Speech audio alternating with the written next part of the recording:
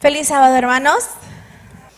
En esta mañana tenemos una persona muy especial que nos está acompañando a compartir con la palabra de Dios.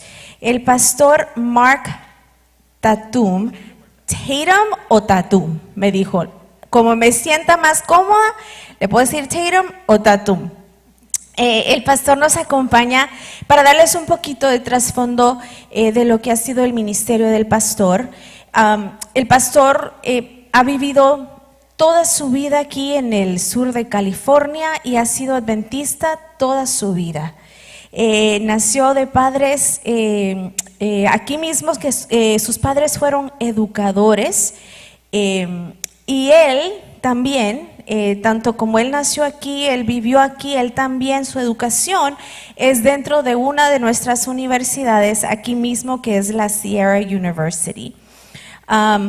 Estudió religión, trabajó en dormitorios y a él le encanta cantar y tocar instrumentos.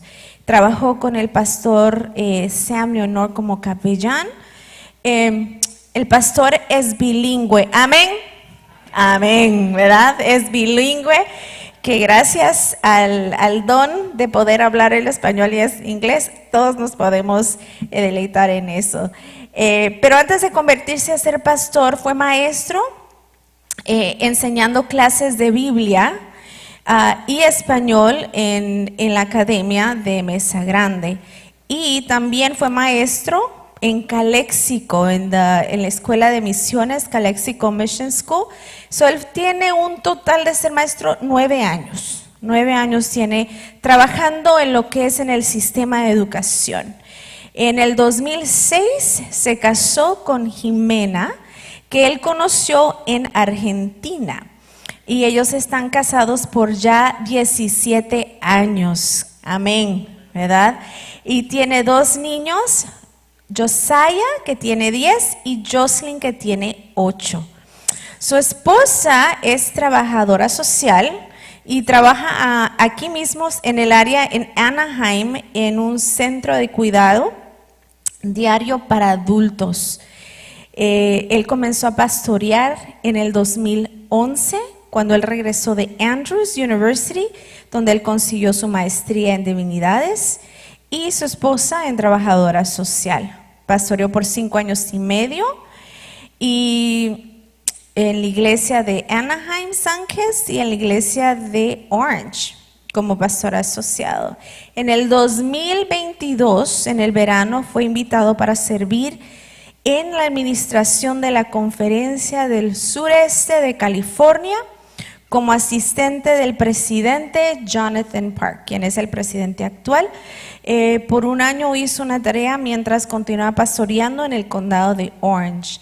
Pero el 23 de julio, hace 1 año, transicionó a tiempo completo como administración de la oficina de la conferencia de Southeastern.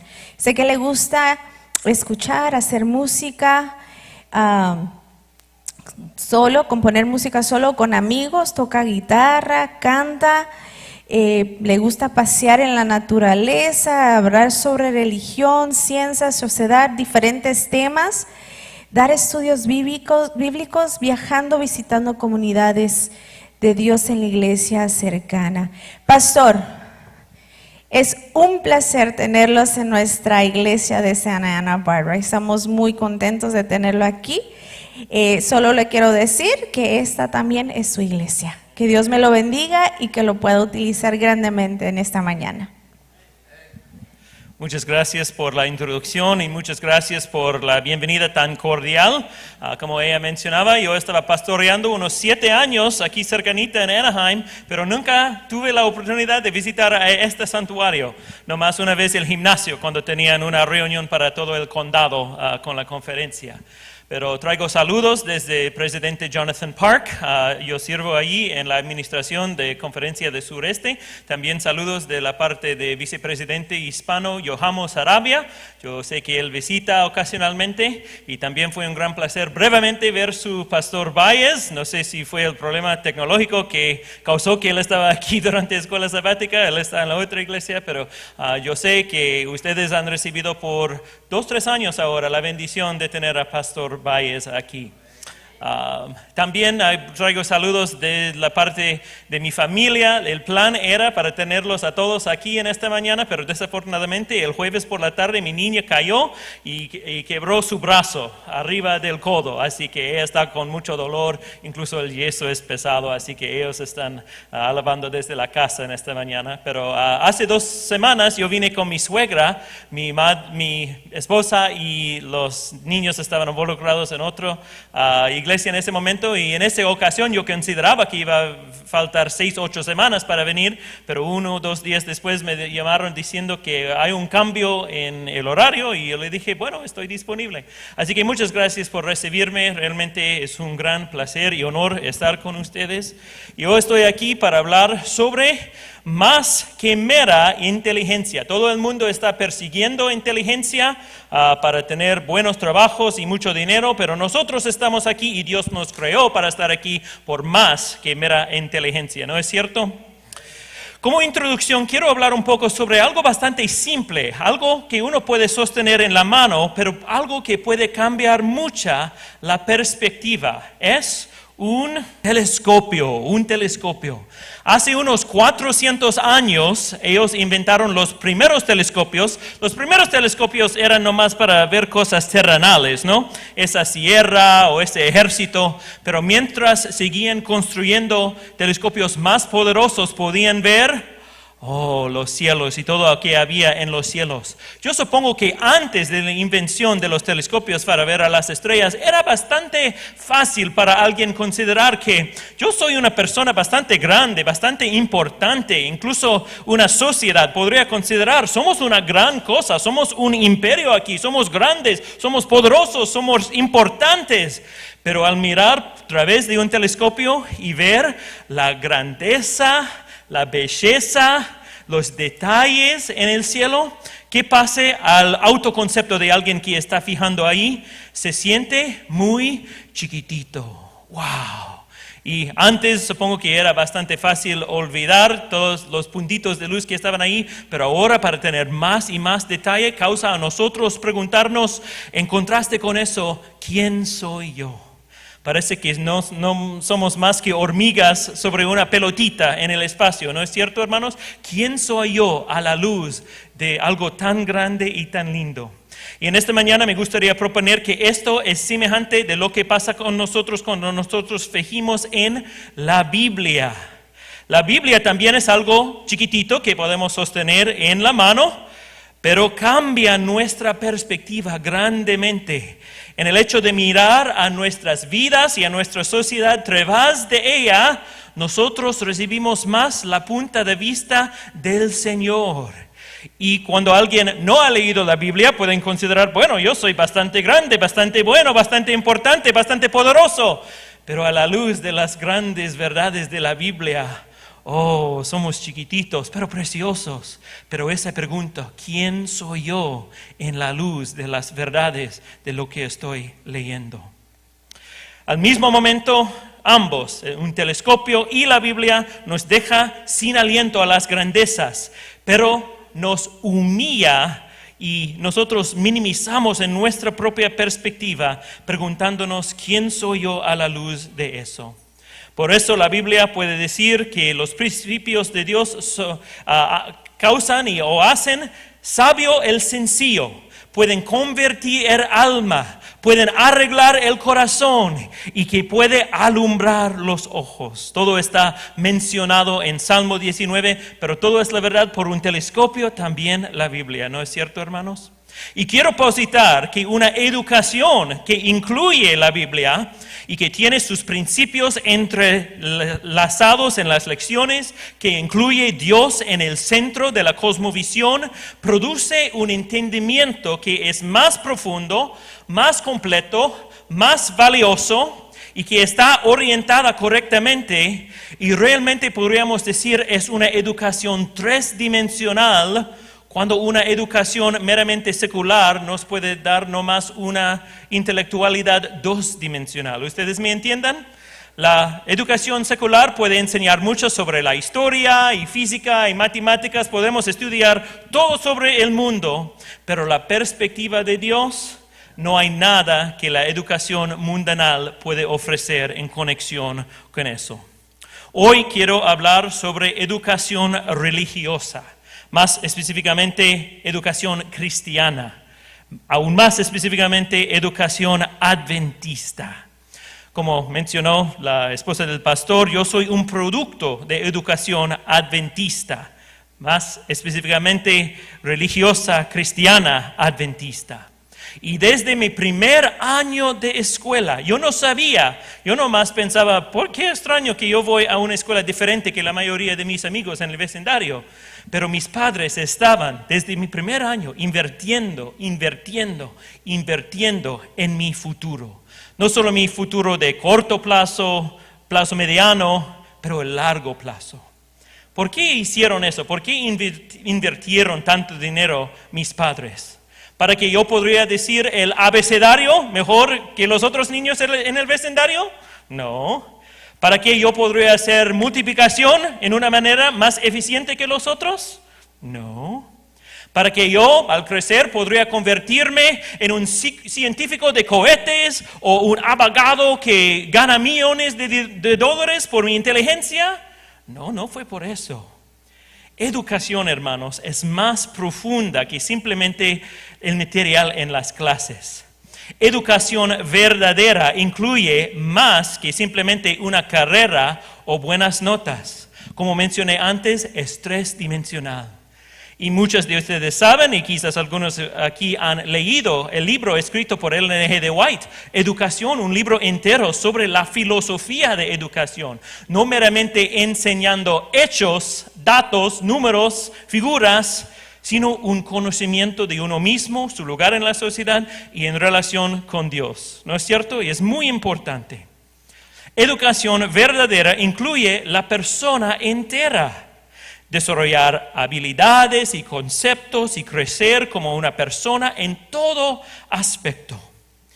Incluye, claro, el aspecto intelectual, pero también, aún en escuela secular, incluye el aspecto físico. Ellos todos tienen clase de educación física. También incluye el aspecto musical. Muchos estudiantes en cualquier tipo de educación aprenden música. Incluye el aspecto social. No hay tantas clases, pero día tras día todos los estudiantes están aprendiendo cómo manejar, cómo interactuar en una manera social. Si una educación aún secular incluye todos esos aspectos, ¿no tiene mucho sentido que también una educación verdaderamente para la persona ¿no debería también incluir el aspecto espiritual? Gloria a Dios, una educación religiosa no simplemente ocurre en un aula. ¿Dónde más puede pasar una educación religiosa? En la iglesia. Tenemos cientos y miles de centros de educación religiosa en nuestras iglesias alrededor del mundo. Amén. Y doy gracias por los miles de maestras y maestros de escuela sabática. Vimos varios de ellos en esta mañana. Qué gran cosa que yo estaba aquí para ver las evidencias de la educación religiosa que está pasando aquí.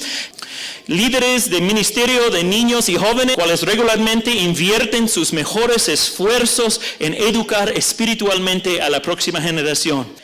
Yo recuerdo muy bien cuando a los 13, 14 años, cuando los sermones empezaron a tener más sentido para mí y cuando empecé a tener más interés en lo que estaba diciendo el pastor. Pero eso fue por causa de los años de inversión que mis padres me habían dado en la iglesia.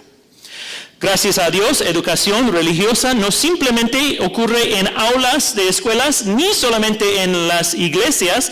¿En qué lugar más puede la educación religiosa ocurrir? En la casa, en el hogar, con culto familiar. con adoración familiar frecuente, pero mi esposa, cuando teníamos nuestro primer bebé, ella decía, tenemos que empezar culto familiar cada día. Y yo le dije a mi esposa, no podemos esperar hasta que tengan 2 o 3 años, ellos no van a recordar los primeros años.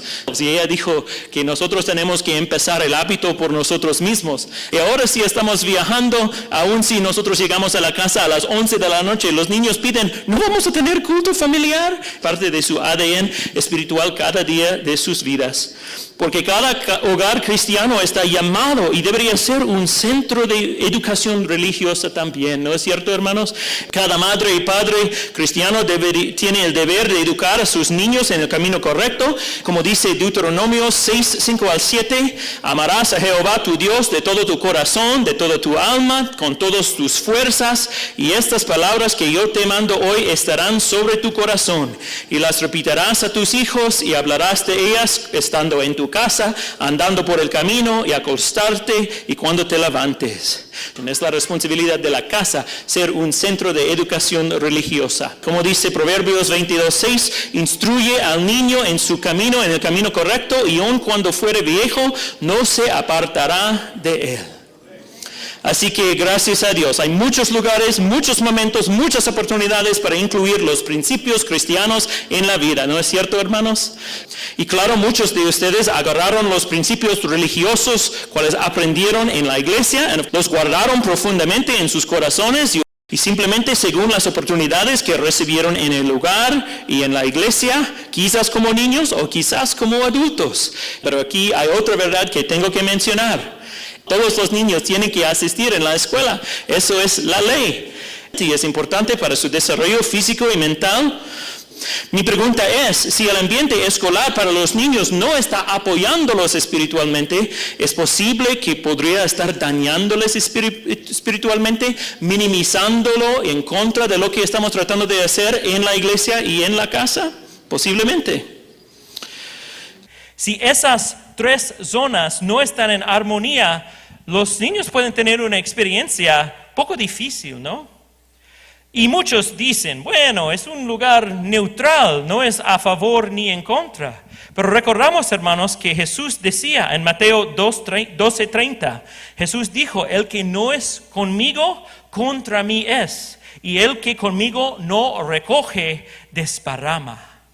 Es realmente decir que nada es simplemente neutral. Todo o anima a una persona en el aspecto espiritual o desanima a esa persona en el aspecto espiritual. Y eso no es para negar los aspectos y la buena obra hecha en la iglesia, en la casa. Pero ¿cuál es el resultado inolvidable en una situación cuando las 3 fuentes de educación no están de acuerdo? Es una educación compartimentada. Un estudiante al despertar en la mañana tiene que considerar, hoy es un día en que voy a la escuela y tengo que abrir esta caja en mi mente de conocimiento, o es un día de ir a la iglesia en cual abro esta otra caja de conocimiento. ¿Me entiende? Puede haber una división en el entendimiento de un niño o un joven. Y unos quieren considerar, bueno, la educación secular ocupa cierta área en la mente y en la vida, y lo religioso reciben en el hogar y en la iglesia otra parte de la mente y la vida. Pero en realidad ambos están tratando de implantar una cosmovisión. ¿Qué es una cosmovisión, hermanos?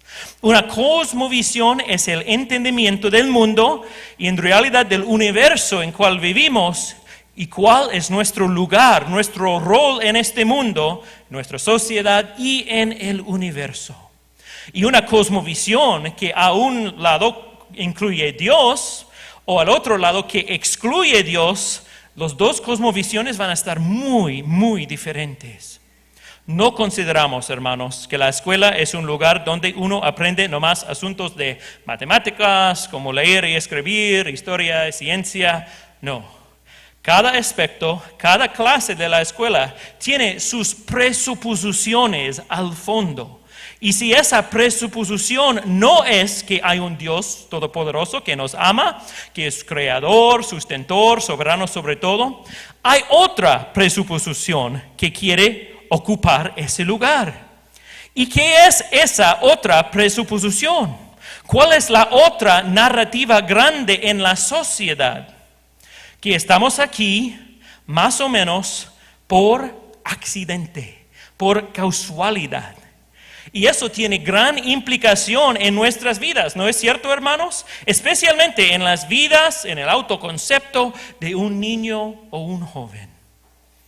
Los sociólogos y psiquiatras dicen que hay 3 grandes preguntas claves que todos tienen que contestar en la vida. No importa si alguien es joven o grande, no importa si alguien es cristiano o ateo, pero son 3 preguntas con el aspecto del propósito. ¿Cuál es mi propósito? Y las 3 preguntas están aquí en blanco. La primera pregunta es, ¿de dónde vengo? La segunda pregunta es, ¿por qué estoy aquí? Y la tercera pregunta es, ¿a dónde voy? Y cada persona, no importa si no están contestando en voz alta, conscientemente o no, todos tienen esas preguntas de propósito en sus mentes y tienen una respuesta funcional adentro, aun si no están declarándolo externamente. ¿De dónde vengo? ¿Por qué estoy aquí? ¿Y para dónde voy? Ustedes pueden imaginar que las respuestas serían muy diferentes por un cristiano contestando las 3 preguntas en contraste con un ateo. ¿No es cierto, hermano? Y quiero considerar cada uno a la vez. Primariamente, ¿de dónde vengo? ¿Cómo respondería un cristiano en contraste con la respuesta de un ateo? ¿De dónde vengo? Un cristiano respondería, bueno, vengo de la mano de Dios. Estoy creado por su voluntad. Dios quería y quiere que yo estuviera aquí. En breve, hermanos, nosotros creemos que nosotros venimos de la gloria y que nosotros estamos destinados para la gloria también. ¿No es grande, hermanos? Y llevamos esa respuesta en nuestras mentes, llevándolo con nosotros mientras, donde quiera que vayamos, haciendo nuestras quehaceres durante el día. Si estamos en el trabajo o en la escuela o en el mercado, tenemos este concepto que o sí hay un Dios soberano que nos ama y nos ayuda y nos escucha, o no hay. ¿Cómo respondería un ateo a la misma pregunta? ¿De dónde vengo? Estoy aquí, supongo, por el causa del Big Bang, la gran explosión que causó a sí mismo, que de alguna manera causó todo el material que nosotros tenemos en el universo, no más por una explosión que causado por sí mismo.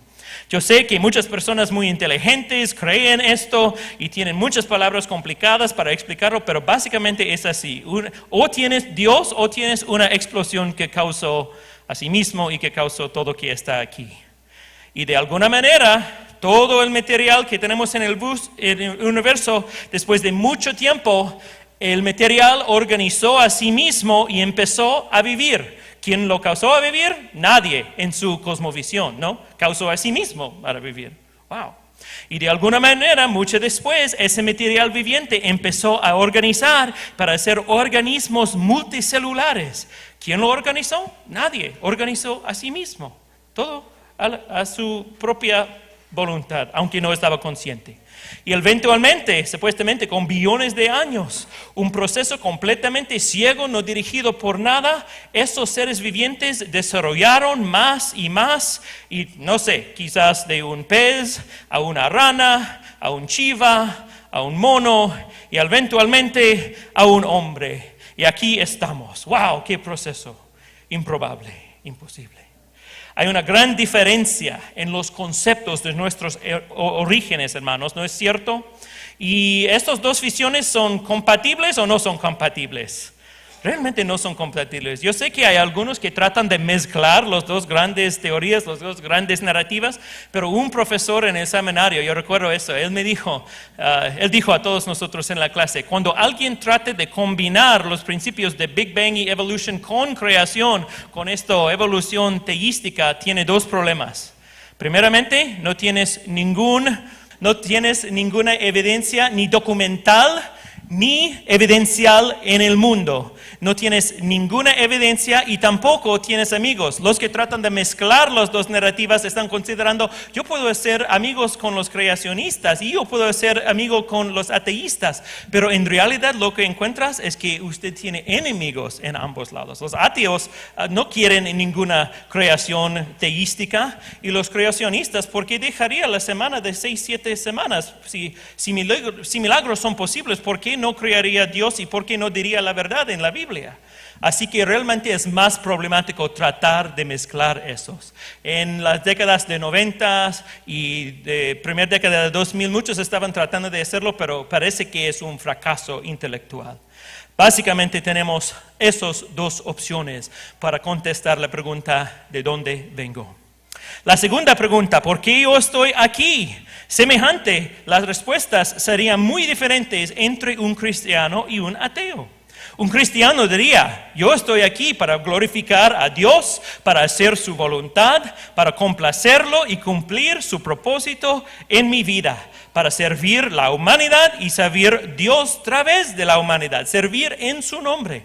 Y todos nosotros sabemos que es muy fulfilling, eso alivia, eso nos anima nuestros corazones, nuestras almas en gran manera. Al otro lado, un ateo diría, yo estoy aquí simplemente para pasar el tiempo y supongo que debería divertirme. Muchos lo hacen con o drogas o con sexo o en ganar mucho dinero para que puedan vivir ricos, pero ¿por cuál propósito en el largo plazo? No hay propósito más grande que para complacerme a mí, para hacer y experimentar todo lo que puedo antes de morir. Así que podemos ver que uno está lleno con propósito y otra respuesta está vacía con propósito. Gran diferencia entre las dos categorías de respuestas. Avancemos a la tercera pregunta. ¿A dónde voy? ¿Cuál es mi destino? Un ateo diría, bueno, eventualmente mi destino es la tumba. Y para ellos, muerte es un silencio y un abismo eternal y perpetua. No tengo ningún destino en el largo plazo, diría un ateo. Supongo que sería bueno si mis descendientes viven bien, pero ¿qué pasa cuando ellos mueren? Bueno, quizás ellos tendrán descendientes también que pueden vivir bien. Realmente está un gran vacío, un gran abismo, no más oscuridad en el futuro de largo plazo por un ateo. Así que por eso tengo poco simpatía para ellos. ¿Cómo pueden vivir cada día con optimismo sabiendo que no más la tumba, oscuridad, no existir es su futuro en el largo plazo? ¿Hay un contraste para las respuestas de un cristiano? ¿Qué opinan, hermanos?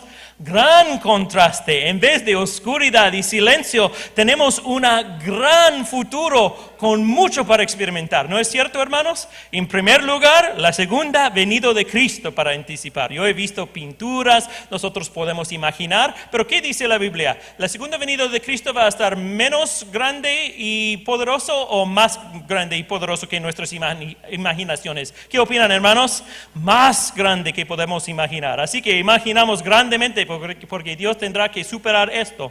Después de la segunda venida de Cristo, pasaremos 1000 años viviendo en gloria en el cielo con todos cuales han amado al Señor. Nosotros podremos hablar con ángeles, yo supongo con seres de otros mundos que nunca cayeron.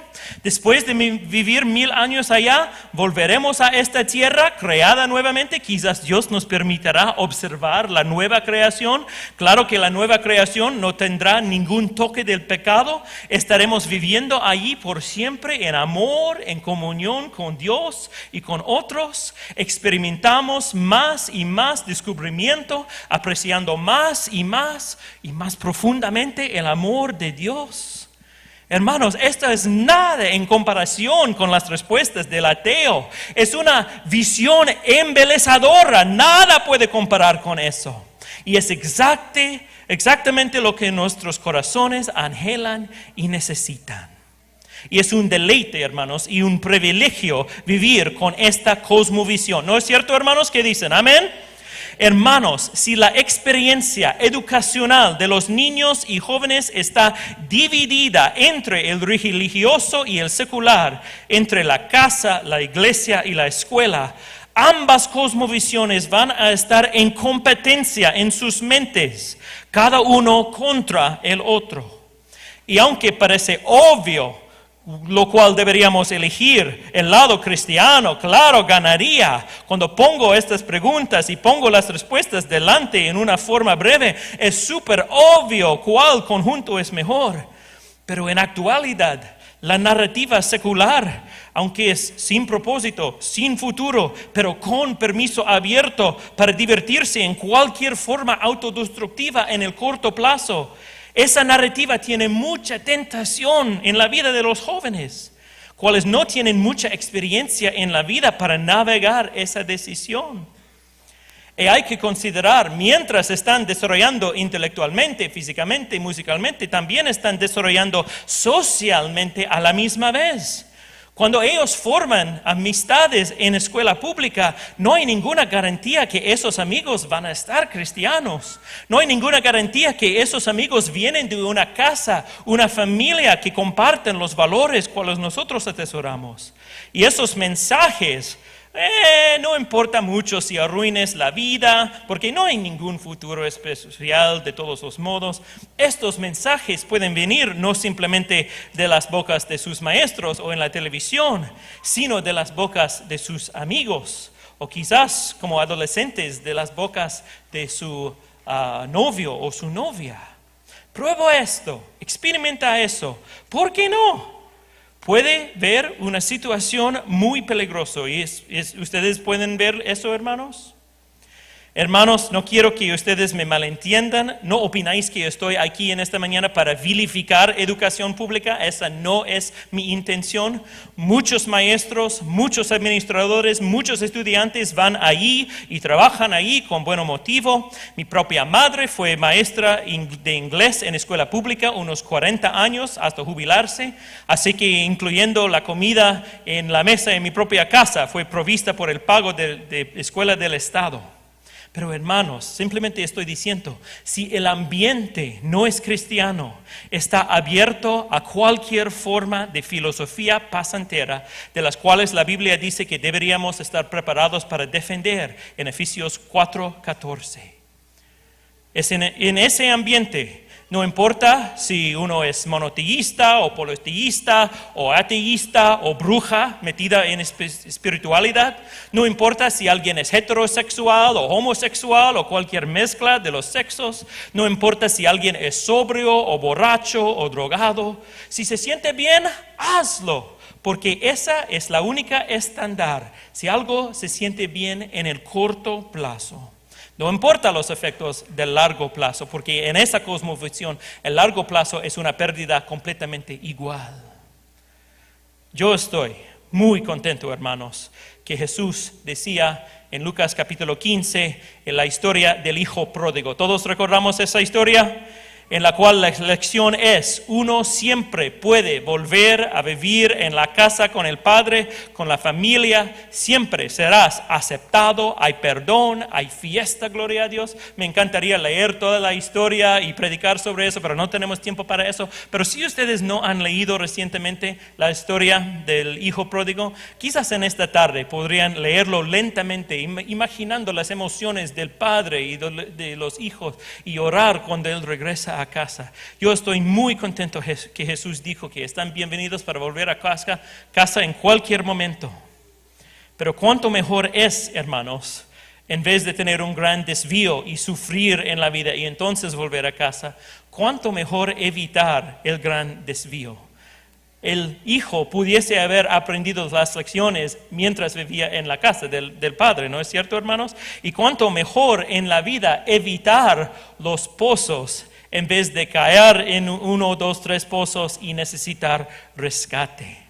Evitar es mejor que, mejor que experimentar y tener que aprender la lección en una forma directa, más inteligente aprender de los errores de los otros. Y hay muchos otros en la vida de los cuales podemos aprender estas lecciones. ¿No es cierto, hermanos? Y también quiero preguntar, claro, el hijo pródigo regresó a casa, pero ¿cuántos jóvenes no regresen a casa? ¿Cuántos mueran en su tontería de juventud? Pueden morir o por un choque de auto, o por tomar demasiadas drogas, o por estar involucrado con pandillos. Hay cosas mucho más peligrosas ahí afuera actualmente que prostitutas y alcohol, lo que tenía en los tiempos bíblicos. En los tiempos bíblicos no tenían nada más que un cuchillo, pero ahora nosotros con pistolas, con bombas, con todo eso, con drogas más poderosos, muchos más peligros allá en la sociedad. Para concluir en este momento, me gustaría hablar un poco sobre la diferencia de inteligencia y sabiduría. En obtener una educación secular, uno puede recibir mucha buena información, útil y bueno, hábil de proveerte un trabajo bueno para ganar dinero, pero eso es diferente que adquirir sabiduría. Yo lo considero la relación entre inteligencia y sabiduría algo más o menos así, que inteligencia está incluida en sabiduría, pero que sabiduría es algo más, es más grande, es distinta en forma y sustancia que mera inteligencia y realmente que rodea inteligencia. ¿Y cuál es la que deberíamos estar buscando, persiguiendo en la vida? ¿Qué dice la Biblia, hermanos? ¿Hay que perseguir mera inteligencia o sabiduría? ¿Qué dice la Biblia? Sabiduría. ¿No es cierto que tenemos un libro entero en la Biblia que está basada en la búsqueda de sabiduría? ¿Cuál libro es? Libro de Proverbios. No sé cuándo es la última vez. Nosotros hace 1 o 2 años teníamos un cuatrimestre en Proverbios, pero ¿eso es suficiente en la vida? Lo estudié hace un par de años. Continuamente deberíamos estar buscando sabiduría. Ya hemos mencionado 2 veces este libro, teníamos nuestra lectura bíblica y también ese principio, educad un hijo en el camino que debería y cuando está viejo no se apartará de él.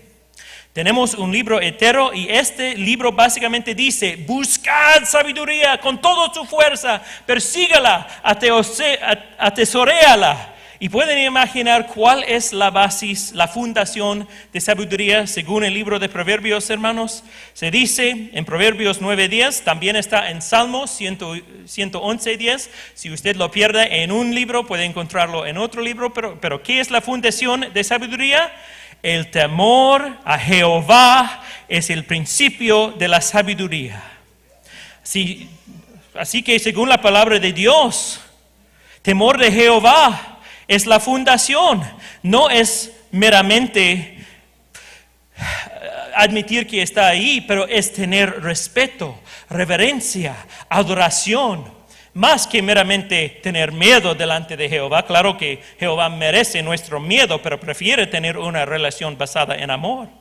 Así que basada en esa divinación, temor a Jehová es el principio de la sabiduría.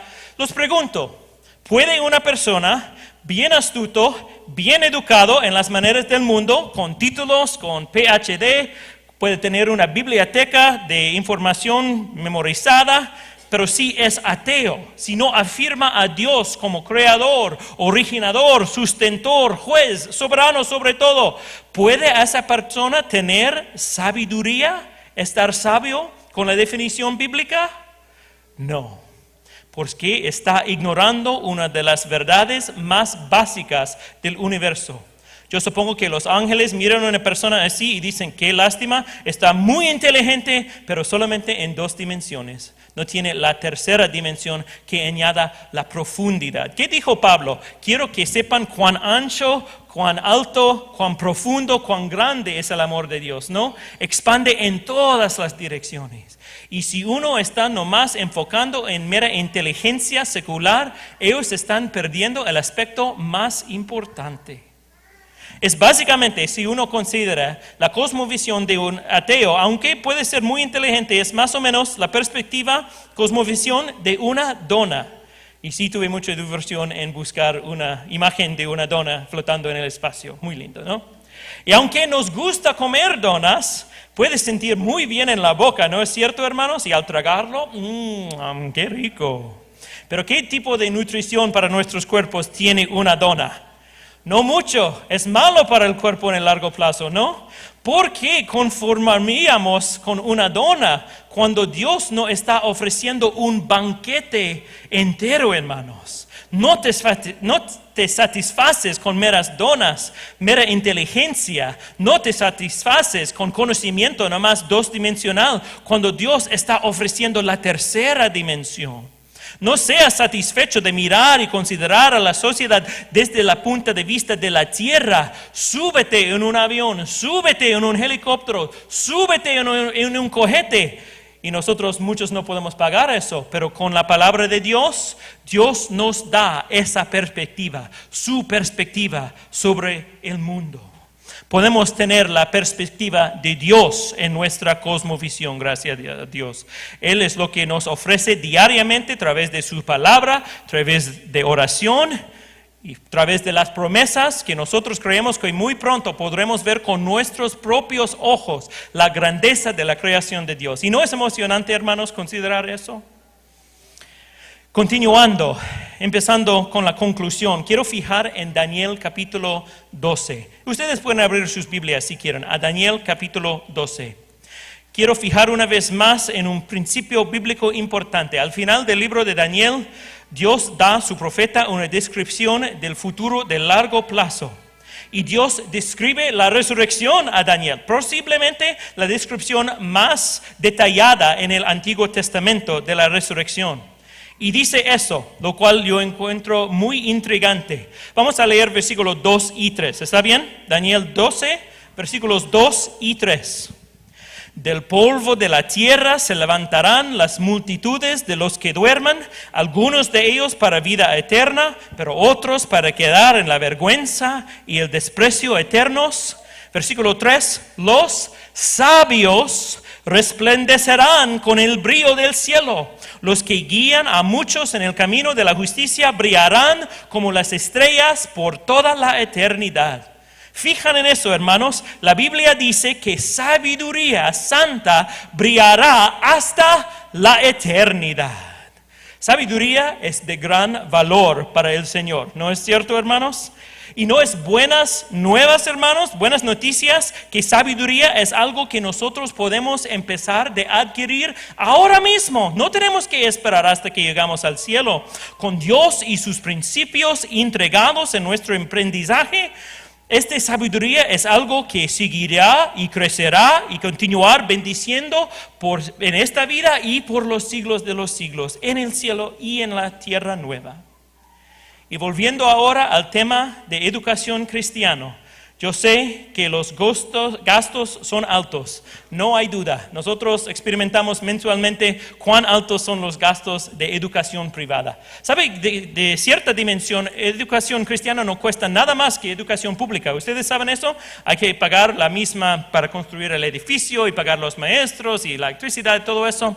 Pero la diferencia es, una es pagada por el gobierno, y el otro tenemos que pagar nosotros mismos, ¿no es cierto? Por nuestras convicciones nosotros estamos motivados para pagar eso. Muchos están satisfechos para permitir el gobierno educar a sus hijos. Nosotros estamos viendo en tiempo actual que el gobierno no maneja muchas cosas muy bien, pero nosotros siempre tenemos el derecho de educar a nuestros hijos, no simplemente en la casa, no simplemente en la iglesia, sino un lugar donde ellos estarán 180 días al año. Así que mis padres, mencioné al principio, ellos estaban invirtiendo en mí mensualmente, y todavía estoy recibiendo los beneficios, y yo creo profundamente que esos beneficios van a continuar hasta la eternidad. Ahora es nuestro turno, hermanos, invertir en el futuro de nuestros hijos. Y yo sé que los gastos son altos cuando nosotros recibimos nuestro cheque de pago. Las primeras dos cosas que mi esposa y yo pagamos es el diezmo y la escuela. Y nosotros estamos muy afortunados para tener a unos 10 minutos nomás una escuela con 12 grados en un ambiente cristiano donde todo está afirmado que Dios está aquí para ayudar, para escuchar todas las amistades dentro de la cultura de cristianismo, cantando cada viernes, no simplemente una asamblea, sino un culto cada semana, clases de Biblia cada día, y en todas las clases de habilidad de orar o para preguntar, cómo Dios está el Dios de historia, cómo Dios ha dirigido las naciones en la historia, sabemos por la profecía. En ciencia, cuán grande es Dios para diseñar estos animales o estos sistemas de clima, así. Dios es poderoso y cada clase puede afirmarlo, no importa cuál clase es. Hermanos, una cosmovisión completa con Dios en el centro vale, y por mis niños aprendiendo de Dios en todas sus materias, en un ambiente cristiano, con amigos cristianos, siempre será de valor infinito. Más importante de tener un auto más nuevo o una casa más grande o tener mucha joyería, porque mis niños son el regalo más precioso que Dios me ha dado. Yo sé que hay becas, yo quiero animar a cada persona que está considerando educación cristiana, pero dice que, no hay manera en que puedo pagar toda esta cantidad. Por favor, habla con la gerente de la escuela, ella es bilingüe y yo sé que hay becas y sistemas de ayudar. También esta iglesia apoya mensualmente la iglesia, estamos muy agradecidos por eso. También, no sé si hay, pero si no hay hasta ahora, alguien podría empezar un fondo, alguien que tiene los recursos y dice, aunque no tengo niños actualmente, quiero que otros niños que los padres tienen esta prioridad, yo quiero ayudar con eso. Hay muchas posibilidades, hermanos, y nosotros tenemos todavía 6-8 semanas para organizar y encontrar una manera para apoyar y para inculcar estas prioridades, estos principios eternos en las mentes de nuestros estudiantes. Yo quiero pedir que ustedes lo consideran en gran forma en este verano, hermanos. Es una gran cosa. Dios nos bendice cada día con el aire, con el sol, con la comida que viene de la tierra, todo lo que nosotros necesitamos. Y Él dice, instruye un niño en el camino correcto, cuando sea viejo no apartará de ello. Muchas gracias por su tiempo, queridos hermanos. En este momento tenemos ofrendas antes del himno de clausura. Ok, muchas gracias. Dios los bendiga.